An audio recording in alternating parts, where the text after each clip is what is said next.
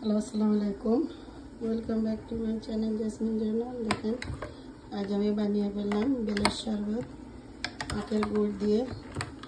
তো আমার এক ভাই আটলান্টা সিটি থেকে একটা ফ্রোজেন না, একটা অরিজিনাল আর কি বেল আনছিল $27 দিয়ে। বেলটা অনেক বড় ছিল এবং বেলটা অনেক মজার। তো আমি বেলটা ফ্রিজে রেখে দিয়েছিলাম।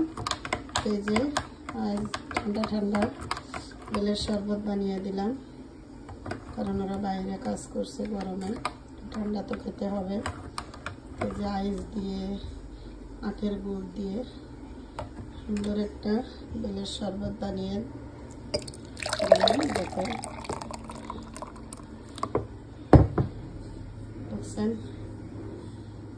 তো সবাই ভালো থাকেন, আর এই গরমে সবাই বেলের শরবত বানিয়ে খাবেন। আল্লাহ।